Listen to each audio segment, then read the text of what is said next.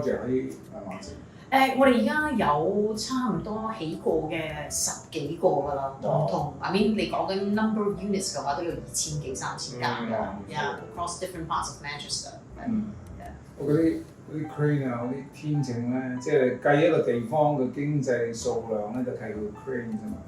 咁好多你哋嗰啲 cranes 咧，即係起重機係你哋㗎喎。係啊，其實you true that。You know, if you go to Manchester， 你譬如話去 airport， 跟住 drive all the way into city， 你會見到好多我哋嘅 project 嘅。Yeah, of course, because that's part of the strategy. Instead of building 喺一個集中嘅地方啊，我哋將佢散咗。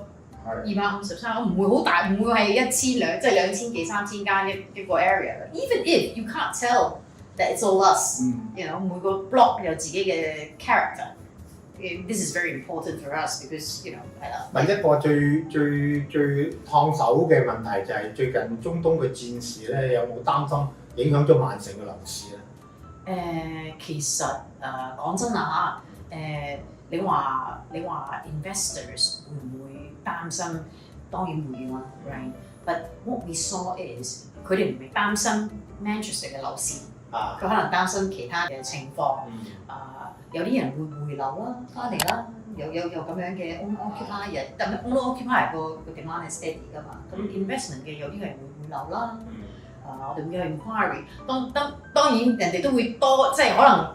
以前係即刻，maybe now 佢會諗一諗，但係健康嘅一個 number 嚟嘅呢個係啊。其實你問我係相信係咁樣，因為我都知道好似過去幾年咧，有好多英國嘅投資者咧就走咗去杜拜邊投資咁最近發生嘅戰事，咁你話唔擔心係假嘅。咁我就好同意頭先咁講就係，我相信有幾多錢會回流啊，有好多歐洲嘅人士。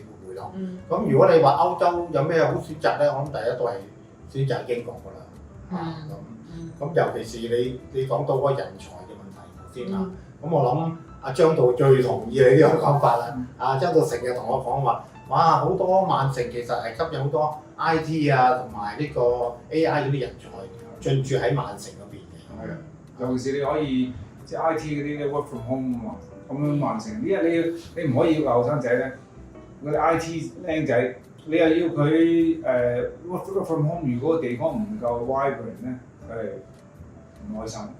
咁曼城啱好又唔係好大，但係佢足夠你去蒲啊，去睇波啊，咁變咗咧個 community 咧就比較 strong 啲。我行街嗰時都見到咧啲人，即係我自己係幾中意曼城，真係唔使好大，但我又中意足球啊嘛，咁變咗呢樣嘢我覺得幾特別。